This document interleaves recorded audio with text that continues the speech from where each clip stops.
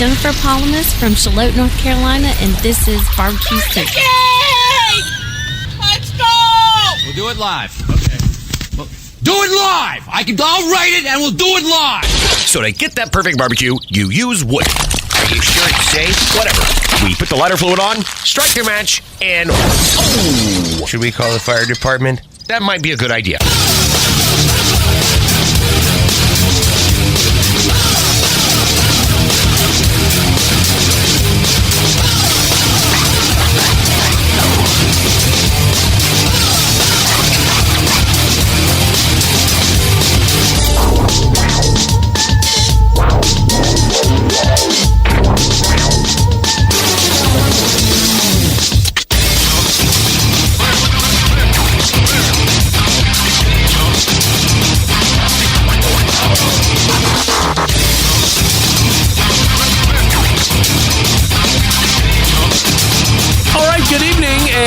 Welcome back to the Barbecue Central Show. This is the show that talks about all things important in the world of barbecue and grilling, in case you forgot over the course of the last week.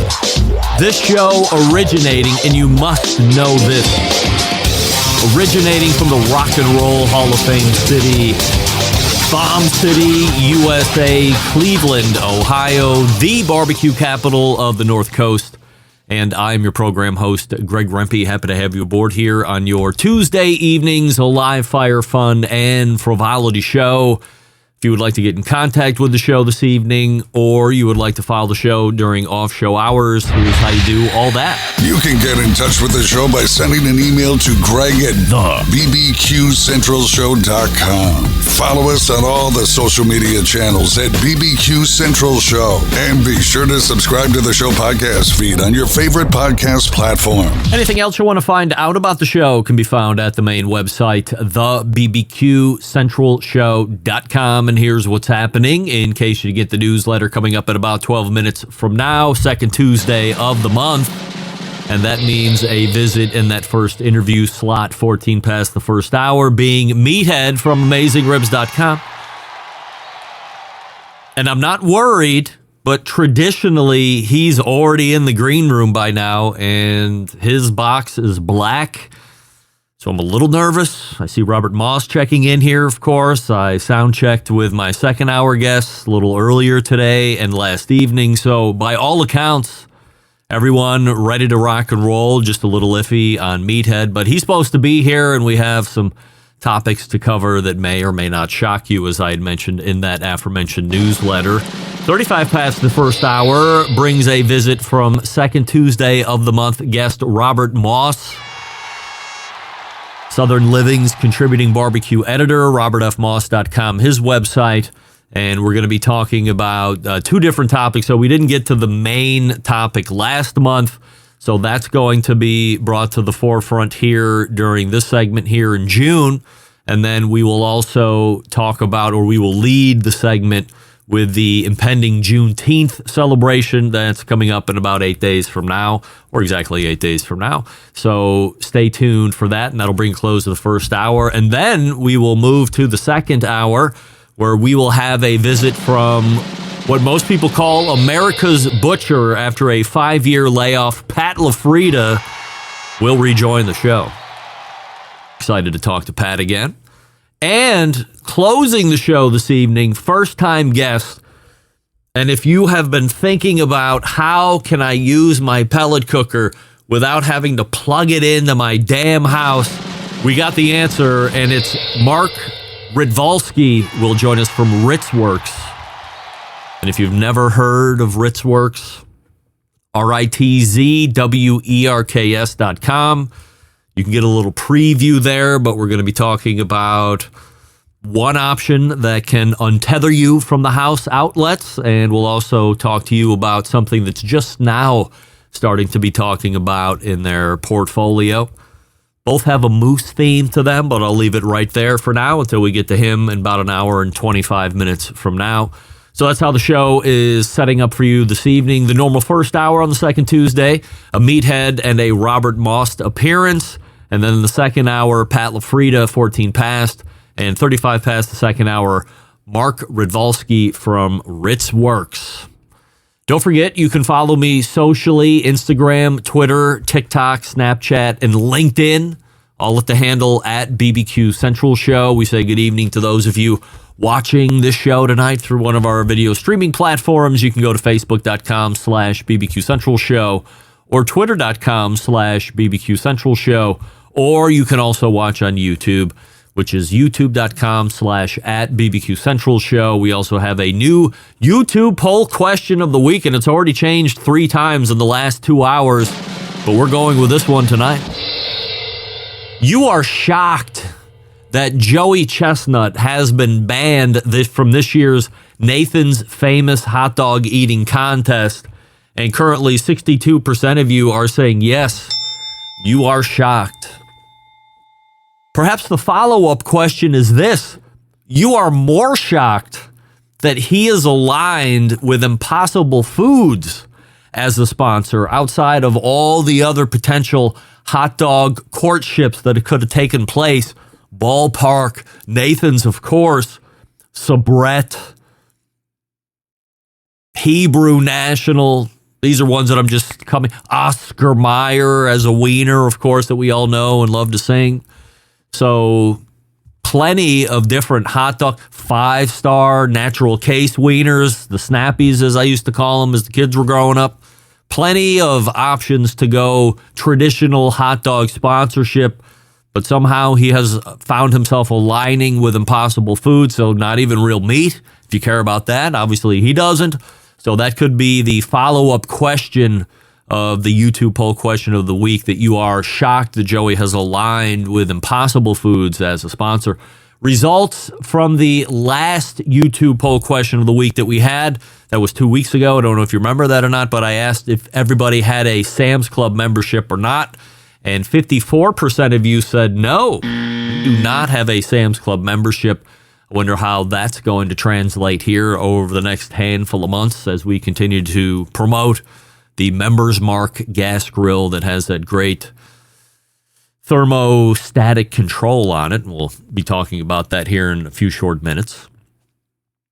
Plenty of places for me to start. Of course, wasn't in the house last week. Believe it or not, I went international to the great country of the Bahamas.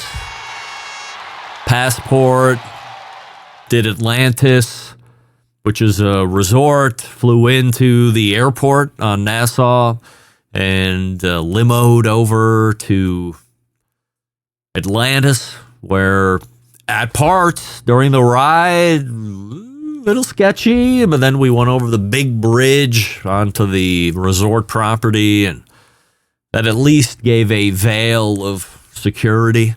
And then once on property, we did what adults do. And we can just leave it at that. We can get into it later if time allots. But there was a much bigger thing that transpired. So that's why I was out last week. So hopefully you caught the John Tizar interview. And then on Tuesday, so that would have been a Wednesday release. And then Thursday's release was the Chunk Foods interview with Amos Golan, from the creator, founder, CEO of Chunk Foods. And then Friday, you did not see a best of show because I forgot to put it in the feed. Of all the things that I remembered, I didn't put it in. It'll be ready to go this coming Friday. It's already in the feed, ready to be released at schedule, so no worries about that. The thing that really chapped a lot of people's asses was this. Somebody made an Instagram post about chicken wings, and specifically about how they take them up to 200 degrees internal temperature. Now, to us, the people in the know, certainly no news to us. I don't know if you're the type of person that would take his chicken wing to 165, 170 degrees. I don't find that they eat that well. I find they eat and are much more juicy and succulent. You get the fat to render out a little bit more through the skin when you take it up into 190s, into those 200s internal temperature. So somebody had made a post about, this is the key. Don't be stupid and take them off at 165. You're not going to have this great eating experience. At some point in the diatribe, he referenced the fact that wings are dark meat. And I happened to lob a post into the many that were there that said, hey, FYI, wings are white meat, Chief. This guy has an allegiance of fans, much like Malcolm Reed does. All of a sudden, it was 30 replies, 40 replies later asking me, no, they're not. It's dark meat, blah, blah, blah. I said, look, I happen to know. Championship pitmasters hailing from the New England area who won chicken at the Jack Daniels with chicken wings. And that is a white meat turn-in. Mandatory. No dark meat there. That's a white meat turn-in.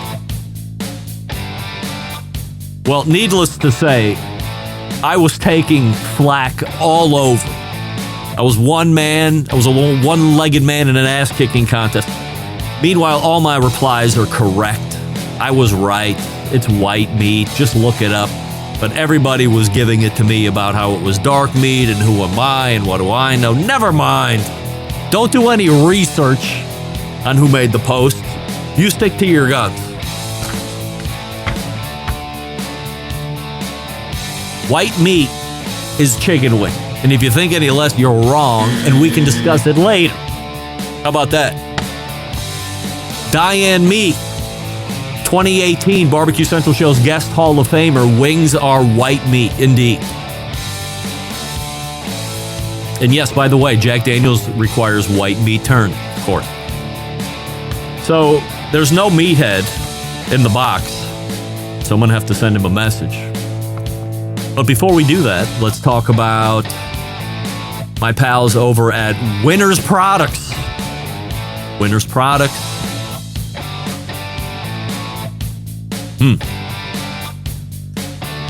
Say hello to the future of grilling with our patented thermostatic control technology.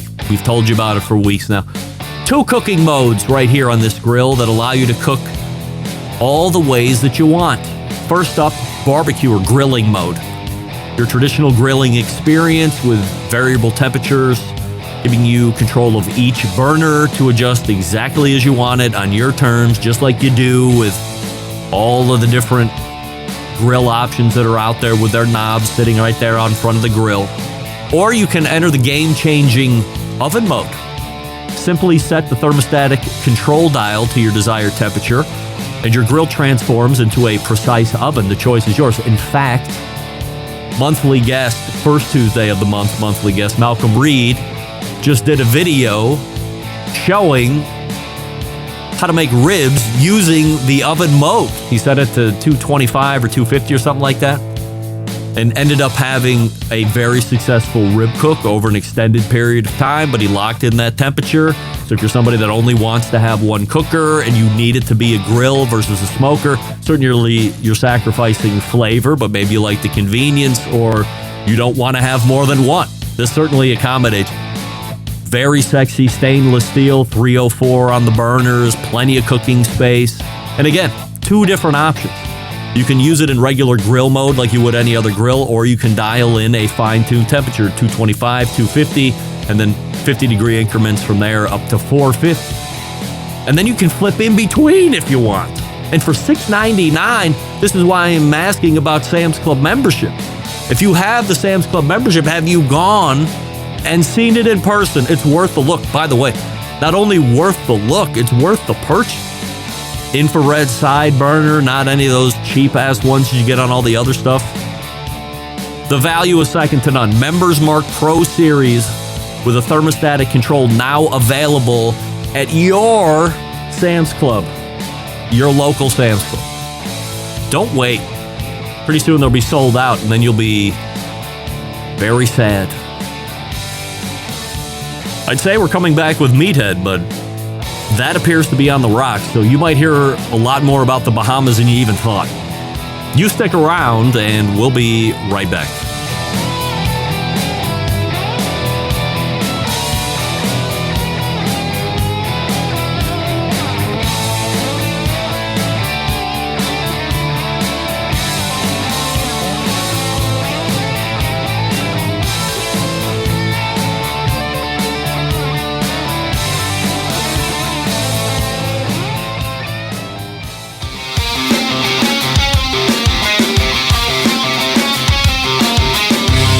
Broadcasting live from the Barbecue Central Show studios in Cleveland, Ohio.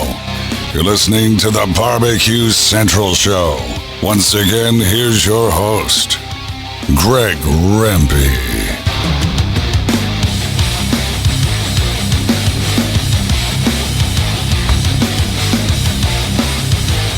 Welcome back. This portion of the show being brought to you by cookandpellets.com, the number one source for quality wood pellets for all of your pellet-driven cookers.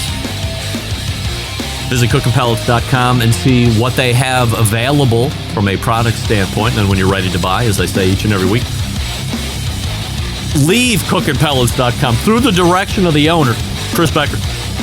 Go to Lowe's.com, go to Walmart.com, go to Amazon.com, all the same great products you saw over on cookandpellets.com, but they have better shipping rates from those other websites that I had mentioned. So again, peruse at cookandpellets.com, and then when you're ready to buy, Lowe's.com, Walmart.com, or Amazon.com if you are so desired. We now race to the hotline and welcome in the creator of AmazingRibs.com, Meathead. Oh, that's not Meathead. I'm sorry. Let me punch up line 13 and we say hello to Meathead. Oh, dear. Well.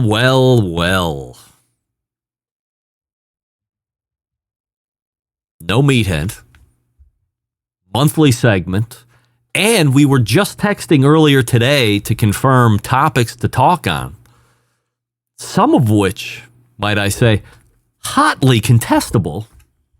Before we get to him, I'm sure he's racing downstairs, jumping on the computer and getting the mic fired up. We'll take a gander at the YouTube poll question of the week. I was asking everybody, you are shocked that Joey Chestnut has been banned from this year's hot dog eating contest. That would be the Nathan's Famous Hot Dog Eating Contest, July 4th. And currently 65% of you are still saying, yes, you are shocked. The follow-up question, you are surprised that he is aligned or have a sponsorship with Impossible Foods, with the host of other real hot dogs out there. Joey Chestnut aligns with Impossible Foods. I'm going to go ahead and make the assumption. I'm going to have the caution hot take champion coming in. Impossible paid him more. That's why he decided to go with the Impossible Foods hot dog. That's my guess. If you look through the news postings at 3 p.m. Eastern, all the way through even the local news here in Cleveland, Ohio, this was the hot story. This was not finishing the news day right at the end throwaway story. This was not the lead because that's usually local, but this was the third or fourth story that they covered. Breaking news, Joey Chestnut has been banned from the July 4th Nathan's Famous Hot Dog Eating Contest because of sponsorship issues. Joey Chestnut made a post not too long ago saying that he's basically getting jobbed out of this, that Major League Eating and Nathan's Famous have changed how they allow their athletes. It changes how, or they have changed how they're allowing their eaters to handle sponsors.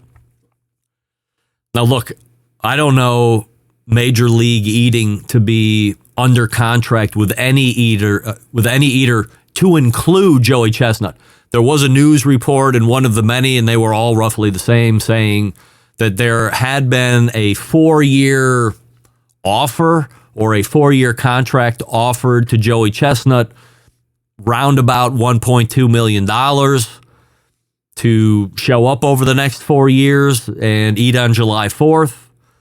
There was also mention that they didn't come right out and say it, but if I'm reading between the lines, it appeared that maybe Joey started to be getting harder and harder to deal with to a certain extent, that he was feeling himself a little bit.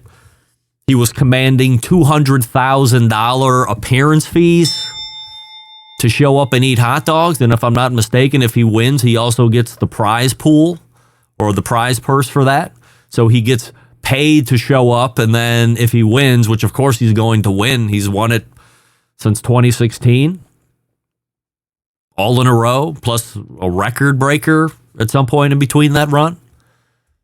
He gets to keep all that money. Now, this isn't new. If you're a fan of the show, Joey Chestnut has been on here twice. We have asked him no less than twice how he's typically compensated, even outside of the hot dog eating contest. And he has said on the show, and we have audio to go back and prove it, a lot of times events will cover his expenses to get there. They will also pay him an appearance fee. And then if he wins, he also gets whatever the first place money is. So if you're a big eating star like Joey Chestnut and you're really into that kind of a thing and you can finagle some money, that's some real money there. Like, nobody's paying me $200,000 to show up and run live show at the American Royal. We're not in deep discussion about how they're going to be sending private planes for me, cart my happy ass out to Kansas, and then pay me $200,000 to show up and do 2 or 3 days of live internet show. Would I do that? Yes. I like money. However, that's not happening. So if you can leverage that, by the way, you will never, ever, ever hear me poo-poo on what somebody's getting. I'm a firm believer that people will pay you what you're worth. If he can get $200,000 to show up to eat hot dogs on July 4th, then good for him. If you can't, then you have to be better than Joey Chestnut. You have to do Joey Chestnut things. And he's really parlayed that career into something else. Really good social media following. Does pretty decent on YouTube at this point. Started a little late in that game. Probably could have been a lot better if he would have done it 6, 7, 8, 9 years ago. But his bread and butter is going to real competitions and eating and being compensated to show up to eat. And then if he wins the eat, taking those winnings too. He used to have a real job on top of eating, and he just was making way more money eating than he was at the real job. Plus, met his wife through competitive eating. This has been a payoff. So part of me wants to say, who are you? I mean, you're Joey Chestnut, you eat. Why are you going to go away from really, unless you're in the subculture of competitive eating? I don't think any of us Centralites are in the subculture of competitive eating and know what the next biggest competitive eating event is outside of July 4th. That's the only one on the radar. That's the Caitlin Clark of competitive eating. We know July 4th, there's going to be a hot dog eating contest. There's going to be upwards of 60 hot dogs and buns eaten by one person. And then second place is well off the pace. If he's having an exceptionally good year, I think one year he either ate 74 or 76 hot dogs and buns. Tremendous amount in 10 minutes, no doubt about it. But you're a competitive eater. So why not align somewhere else? Be banned from the St. Elmo's shrimp eating contest because you aligned with Impossible Foods on shrimp, or Beyond Meat for Crystal Sliders, which is tantamount to White Castle. Why not do that? But don't walk away on purpose from the hot dog. Like, this is the main one, the mustard belt. This is how everybody knows you. There has to be some type of negotiation that can take place. Granted, we're less than a month out, but certainly Joey's been training for this. He sounded surprised when he made his post that he was getting banned by Major League Eating and Nathan's. Just to play devil's advocate on myself, maybe Major League Eating and Nathan's Famous have had enough of the same guy winning it year after year after year. Maybe they want to see somebody else. Maybe this was contrived all along. They figured out a way to get Joey ousted. He's on the ouster. Very well could happen. So many possibilities, and in the end, so many people don't care. Get that freak stuff out of here. Joey, go to Major League Eating with your management, who evidently appears to be harder and harder to deal with, and maybe you are too, but maybe you're not. You've always been good to the show. Would love to have you on to talk about this. This is highly hot news in the food world, and I love to cover the food world. But figure out a way to work through it. Show up on July 4th, win again, and then do it again next year. Easy business. But all that to be said, if Impossible is paying you, or they must be paying you enough for you to be able to just walk away from it. Because that is legacy building. The hot dog eating contest, that's a legacy builder for you. You stop at however many it is, 7, 8 in a row or whatever. This is where the record stops. This is where the streak stops. So that affects your legacy. That affects your legend. If you're okay with that, I'm okay with that. If you like that money better than legacy or legend and you're okay with that, I'm okay with that. Let's go. So that's the whole deal on competitive eating at the moment. I got to be honest. I can't believe Meathead has shined on this segment. This is the second time in a year. Get that freak stuff out of here. Uh-oh. I hope he's all right. Let me go to my phone. Yeah, no reply back. He's probably fallen asleep. Or he's stuck in that Chicago traffic. Got some feedback from the shows over last week. Dennis in Colorado is writing in. Greg, oh my God, your interviews just keep climbing up the ladder. Another outstanding, entertaining, and informational interview. I don't know, but maybe John could put it together. But it seems like, especially this year, and I know it's happened previously, but more and more of your interviews are commenting on what great questions, what a professional and outstanding job you've been doing while interviewing the guest. It seems like it's every interview this year. Great job, Greg. Regards, Dennis. Dennis, of course, talking about the John Tezar interview. If you haven't heard it, might I say, and this isn't shameless promotion, and yes, I did hear from my sound snobs that I have raised since toddler. There was sound issues there, undoubtedly. In the end, I can only control so much. I ditched John in February because the sound sucked. I ditched him again, and you didn't even know about it. And then we pre-recorded this one. And against my direction, I said laptop computer or a tower computer, but that's it. No mobile devices, no phones, nothing like that. Okay. And here's the sound. Kind of skips, drops out a little bit. Unfortunately, it dropped out in some really important parts while he was talking, especially when he was talking about the Schwank Grill. And I said, John, you didn't hear this part of it because it's all edited. I said, well, the sound's dropping. Like, are you on a laptop or a tower, internet bad, whatever? He was on an iPad. So, in a way, impressive that he was able to get that great of quality of audio through, I don't know how he was able to hook up his microphone to an iPad. I don't know if he has a special dongle or whatever the hell you call it for you iPad people. But he was using a microphone that I sent him because he sent it back to me. But he was on an iPad. The thing has no processing power. I don't know how great the internet connection stability is on iPad. He was in a hotel room somewhere because he was down at his Michelin star knife and spoon restaurant out there in Orlando. So in all ways, it was bad. So, unfortunately, you will have to combat with some of that audio. But in the end,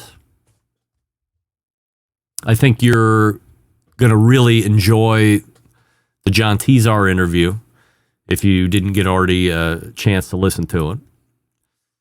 Tom in Minnesota writing in, Greg, really good show. Love the Tezar interview. He is right with the point about Angus cattle marbling on grass.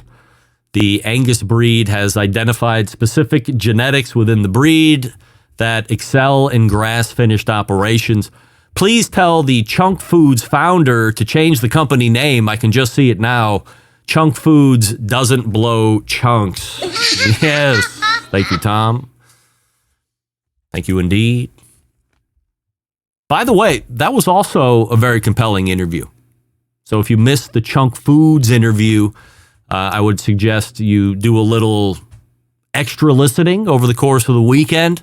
After you get done re-listening to this week's show, you can listen to the John Tezar interview from last week, Chef John Tezar, and Amos Golan from Chunk Foods. Hear about how he started his whole company in a Brooklyn apartment growing his product. And again, if you follow me on social media, you've seen this. So there you go. This is going to come out of left field. Mark, I see you in the green room. I fear I've given you the wrong time. So I think 9:30 your time is the one that I wanted to do, not 8:30. I don't remember if I said 8:30, but 9:30 is the one you want to jump in. So I apologize for that. Otherwise, we're going to run into some guest logistical issues. So pop back in an hour. We have you back on, and we'll talk about all the Ritz Works stuff that are going on there. So catch those two interviews. I did see somewhere in the chat room here, speak of the devil, Dennis. So tell us, Greg, what was the best meal you had in the Bahamas? Good question, Dennis. In the end, and I'm not I'll say this, I'm not a fish guy, but there was a restaurant on property, and they've ran the gamut of schmancy, fancy, all the way down to just roll in with a t-shirt and shorts and everywhere in between. You had to really make reservations to get in. Lot was crowded and well in advance. They said, 90 days out, you want to make your decisions on where you want to eat. So first night out, we got in there and we ate at a place called Fish. No, not the first night. So second night, so that would have been Monday night. We had reservations at a place called Fish that is licensed, I guess, by Jose Andres, who is a very famous chef, of course, and he does the big World Food Relief Kitchen. I don't know the name of it specifically, but it looks like that was the winner of the week. We went to a number of other ones. The good news is this, aside from the very last night, which when compared to all of the other dining options that we ran through during the course of the week, it was average at best. And unfortunately, average at best would have been fine in most instances, but everything else was elevated. So the good news is 6 out of 7 were really good. And the 7th one just ended up being average, which, was fine. But Jose Andres' Fish was good. But what did I get at Fish? Well, of course, I got a steak. Dry-aged strip steak, dry-aged 28 days, cooked to perfection, super tender, great sides. My eating plan, for more or less, was held within constraints. I didn't blow it out like a maniac. My wife got an amazing seafood dish. And then probably 1B to Fish was Nobu on Wednesday night. Had some incredible sushi, blue-eyed tuna sushi with some avocado and rice, very simple. Had some whatever they call it, with a piece of fish on the rice, but only the fish had king crab, and I had another piece of tuna. My wife had this blackened cod. I'm not a cod guy by any stretch of the imagination. It was insanely good.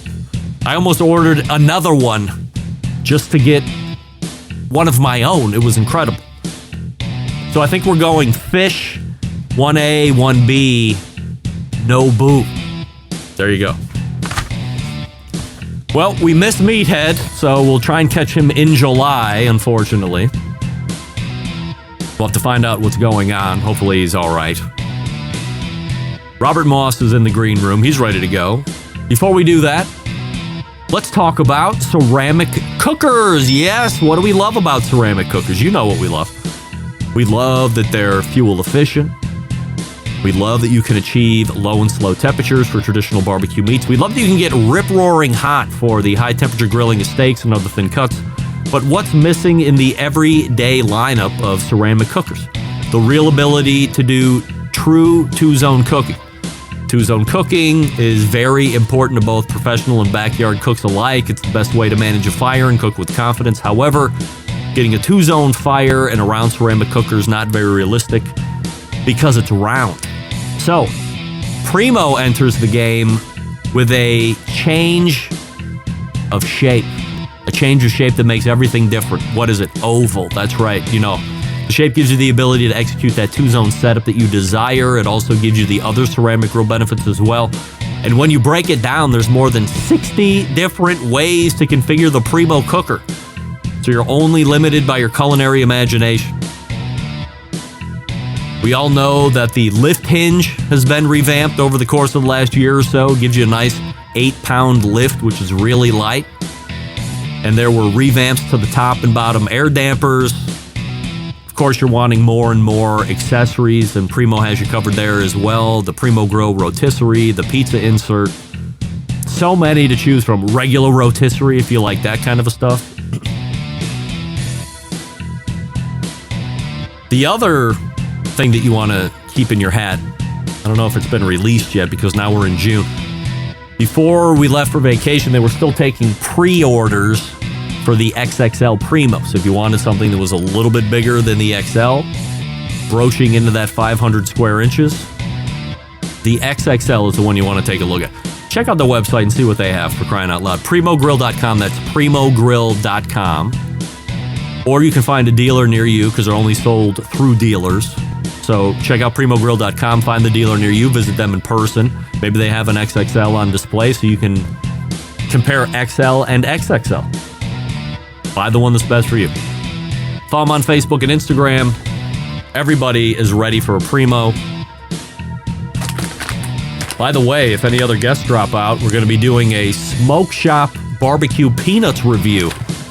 You might recall Andy Husbands asked me right as we were ending his segment 2 weeks ago, did you get the peanuts? I thought it was a joke. Well, a week and a half later, the peanuts are here. We're back right after this. Stick around.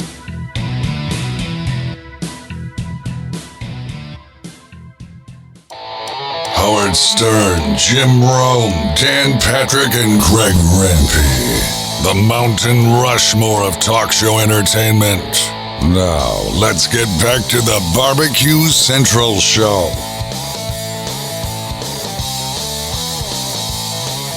Welcome back. This portion of the show being brought to you by Fireboard. Fireboard 2, Fireboard 2 Drive, the Pro, of course, the Spark, everything you need.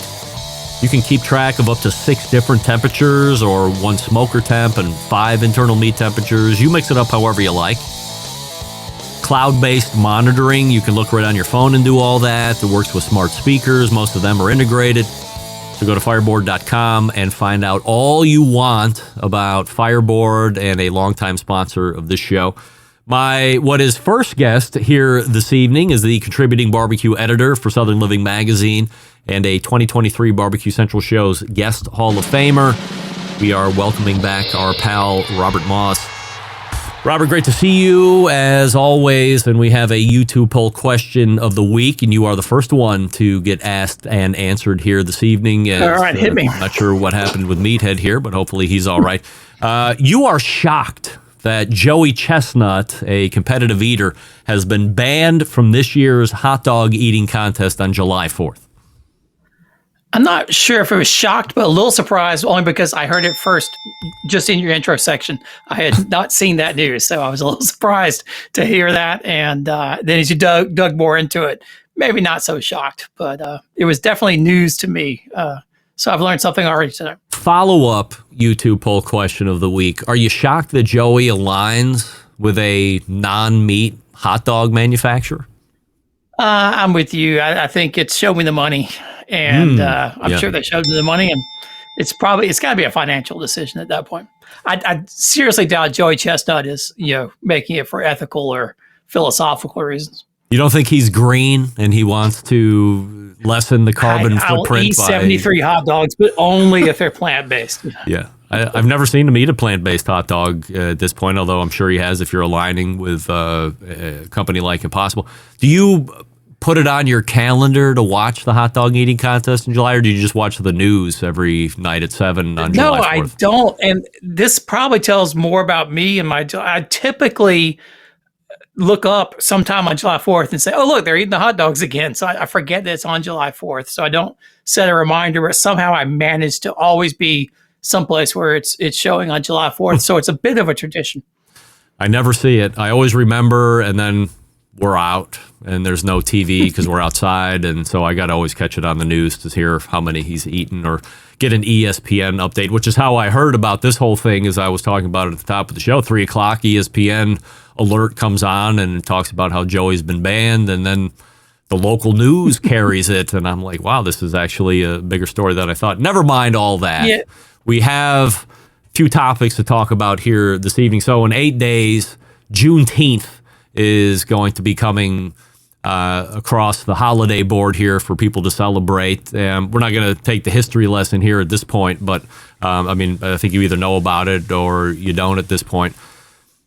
What I've wondered, and I've had conversations with some other folks, and maybe this just goes to show the lack of overall knowledge of Juneteenth within my friend circle. We were talking about what's the official meal of Juneteenth, or is there a specific protein that you would eat to celebrate, or a variety of dishes? I didn't know. The guy I was talking about almost had the brainchild idea of saying, hey, let's just pitch something and throw it up the flagpole, see if it sticks, throw it up against the wall and see if it sticks. What do you know about any specific traditional dishes or foods of Juneteenth? Well, a good bit, actually. I wrote about Juneteenth, or as it was frequently called in the 19th century, Emancipation Day, in my book, History of American Institution. And so from the very beginning, literally on the very first Emancipation Day celebration, long before it was called Juneteenth, the food was barbecue. And it has long been barbecue. Barbecue was at the heart of the celebration. Literally on January 1st, 1863, which is when the Emancipation Proclamation went into effect, in the parts of the South that were occupied by the Union troops, the newly freed African Americans gathered together for gigantic emancipation celebrations. There was one about 50 miles down the coast from me. Charleston was still held by the Confederates, but Beaufort and the Sea Islands were held by the Federal troops. And on January 1st, the newly freed African Americans of coastal South Carolina and coastal Georgia gathered at Fort Saxon right outside Beaufort and roasted an entire ox and ate barbecue beef as the very first Emancipation Day celebration in the South. They didn't have much else with it. This was wartime, so they had a pretty skinny cow that they barbecued, and they had bread and water flavored with molasses that went alongside. But everyone there said it was all the accounts of it. They talked about it as being a great event.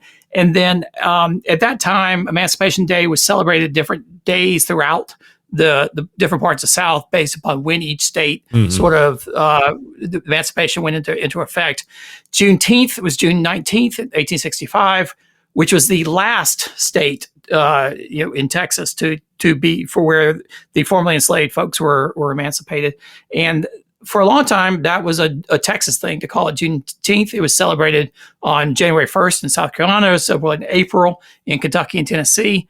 And it really Juneteenth Emancipation Days in general fell out of celebration in the early 20th century, were sort of revived in the 1960s, and they sort of come back as Juneteenth, celebrated on June 19th. So barbecue has always been the sort of staple meat of or staple dish of Juneteenth and other Emancipation Day celebrations, along with anything red. So red drink, big red soda. Red's a celebratory thing, and it celebratory color, and that's so red foods have always been part of those as well.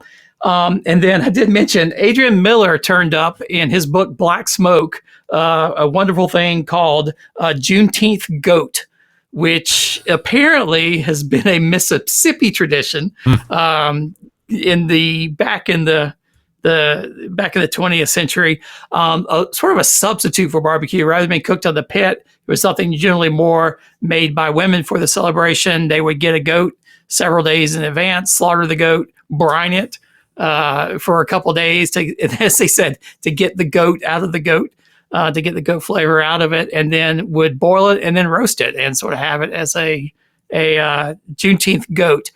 That, I think, is fallen off onto the wayside, since the 1960s or so.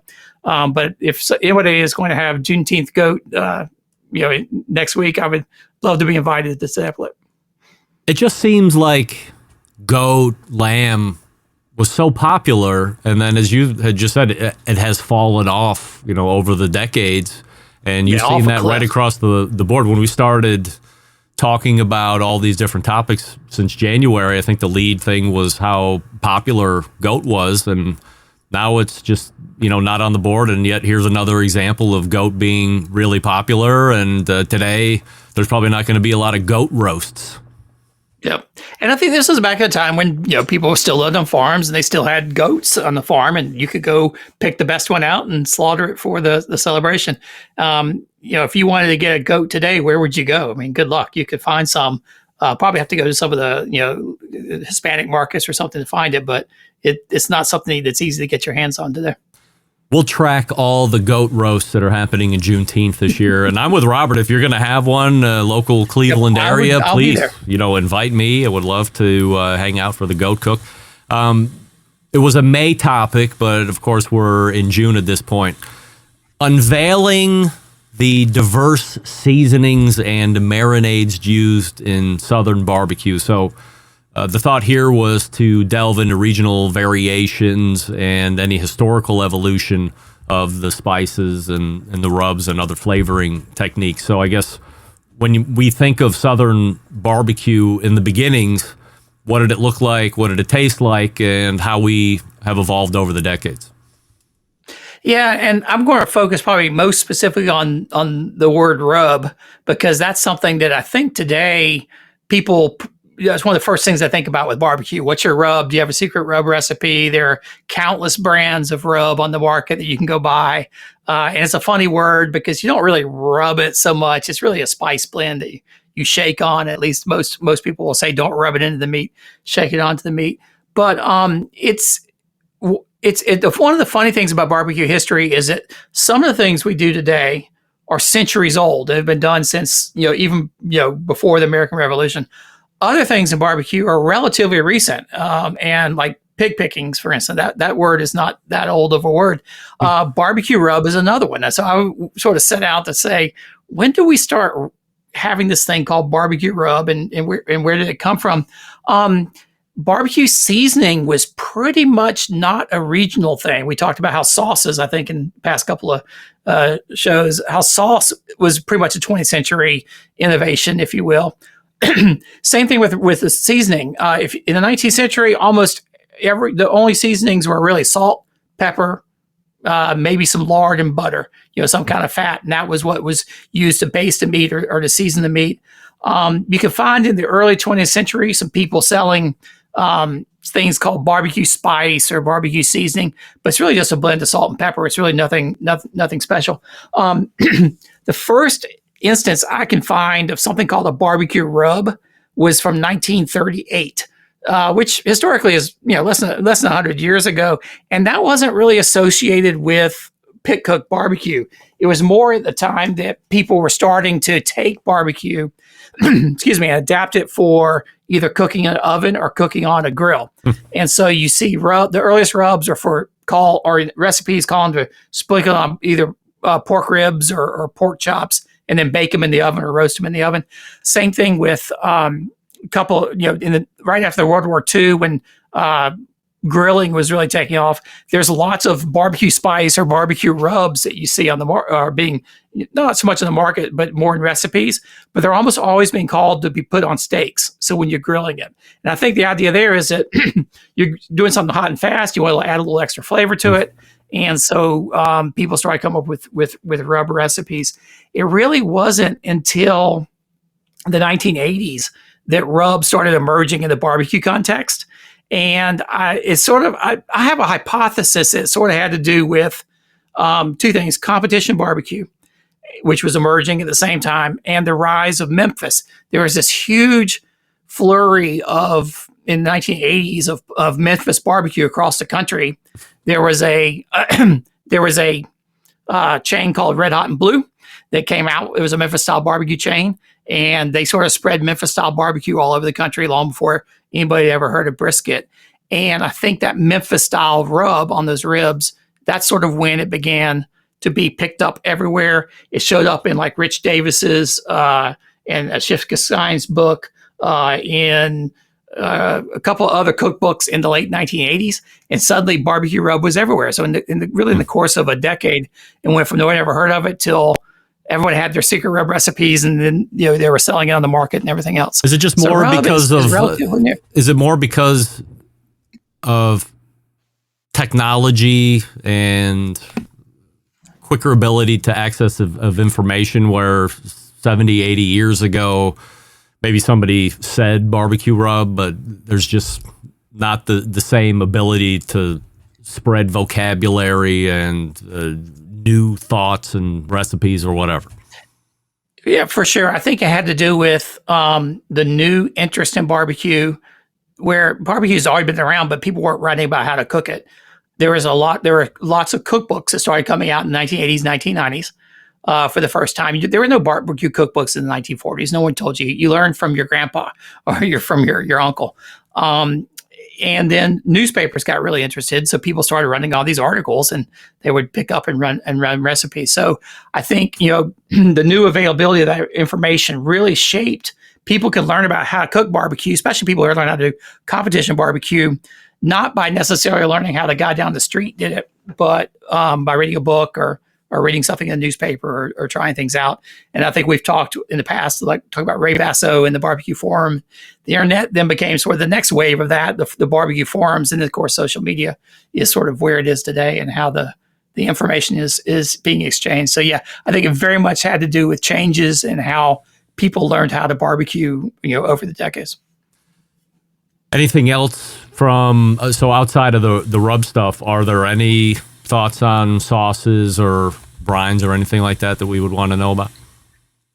Well, that's what's interesting. I mean, if you talk about the regional differences, it wasn't even that long ago. I think it was about 10 years ago. I did a series for Serious Eats where I was interviewing pitmasters everywhere, and everyone I talked to in the Carolinas and Georgia, I was like, "What's your rub?" Or and they're all like salt. And it's just Morton salt in the blue can. Barbecue sauces we've talked about, those developed very early on. I think the big difference is still in the Carolinas, it's very simple. It's salt and maybe pepper, maybe some red pepper in terms of like something that you're going to season the meat with. I think in Texas, which is a different type of cooking, if you're putting something in the pit and you're going to slow smoke it in that sort of gentle bath of smoke, that's where you're getting a very heavy crust of pepper. Almost everyone's using Lowry seasoning salt out there to get a little extra flavor to it and put it on the crust. You really don't see that today in the Carolinas, except with the guys who are sort of trying to do Texas style barbecue. But anybody who's sort of doing a traditional Carolina style, they're salting the meat, but that's just about it. Maybe salt is, I don't think it's overlooked, but maybe we don't need to be so complicated in trying to buy all the different rubs that all the pitmasters are selling out there, so we can layer 3, 4, 5, and 10 different layers of rubs on our ribs and everything else, and just go back to using some salt and throwing it on the wood. Yeah, some of the best ribs I've had in a long, long time were from a guy named Robbie Robertson at City Limits Barbecue up in Columbia, South Carolina. He ran a food truck for a long time, and just in the last year opened a brick and mortar. And he always did his ribs on the offset Texas style pit because he does Texas style brisket. But then he's a South Carolina guy. He sort of started wanting to get back to direct heat. And so what he did was he took an old, I don't know if I'm not sure what kind of pit it is, but it's some kind of offset pit, a small offset pit. And he basically took and put pans up underneath the grates. And instead of putting, burning a fire in the firebox, he actually uses a burn barrel, shovels the coals up underneath the grates on that offset, and then puts the ribs on top. And so he's direct cooking the ribs, good 2 feet or so above the coals, and he puts nothing on but salt. And the difference is just fantastic. It's amazing. And I think it's the difference in the cooking style. So if you're going to do them in the offset and you're going to do them low and slow, and you can add that burst of flavor. But if you're doing them direct over the direct heat, the juices are going down. There's something magical about the alchemy. All you need is a little bit of salt, and everything, the smoke does the rest of it. It's almost like a rendezvous rib to a certain degree, except they use charcoal. Well, right? the rendezvous, no, it's a little bit different, but it's similar in that they are cooking direct heat over coals. The difference with the rendezvous is they pull them off and then they shake that. They call it rub, but they don't cook with it on there. It's at the end. They're finishing with it, that super thick red crust. Whereas Robbie's not doing anything. His seasoning's already on there. Now, the rendezvous ribs look a lot better. They have this great red color from all the paprika. And Robbie's look sort of grayish red. But boy, do they taste great. Now, I love the rendezvous too. They're both, it's two totally different things. The rendezvous is more something you gnaw and you chew. It's got like a real chew to it, whereas Robbie's much more tender and smoky and delicious. Breaking it all down as he has been doing every month since 2024 started. Robert Moss, the website, robertfmoss.com. Robert, anything you want to promote here before I turn you loose tonight? Not too much. I've got a new piece out for Southern Living, not about barbecue, but about my picks for the 20 my 20 must visit restaurants here in Charleston. So if you are planning a trip to Charleston, South Carolina, what my choices, or at least my recommendations of where to eat, check it out at southernliving.com. You'll find it. It should be right there somewhere on the homepage. Robert, always appreciate the time, and we'll see you in July. All right. Thanks, Greg. Talk to you then. Fabulous as always. Great Juneteenth insight, of course, talking about traditional dishes. And again, if you're in the greater Cleveland area listening to this and you celebrate Juneteenth and you're going to be doing it with a goat, call me. I'll cover it. I'll bring a field recorder. We'll do the whole thing. And then learning more about the history of rubs, when it first started making an appearance in print and coming up to present day. Always great stuff with Robert Moss, and he's been worth his weight in gold this year. Great topics, great information. Go back and listen to the 35 past the first hour segments in every second Tuesday of the month so far. In 2024, you're going to be smarter barbecue-y. You're going to be a smarter barbecuer. Let's say that.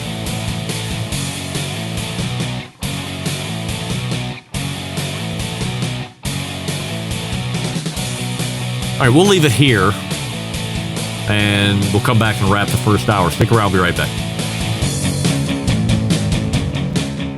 Continuing to produce incredibly mediocre content in an exceptionally professional way. You're listening and watching the Barbecue Central Show.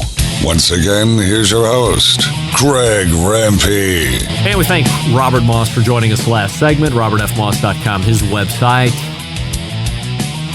If you're going to be visiting Charleston, Southern Living Magazine has his top 20 Charleston restaurants. So if you want to see where Robert would be telling you where to go eat if you're pulling vacation duties down there in Charleston, take a look at that. And then rate his reviews, rate his suggestions. Write your own article, submit it to Southern living. This is what I think of Robert's suggestions. I went to 5 of the whatever. All right. We are heading to the second hour. Stick around. We'll be right back.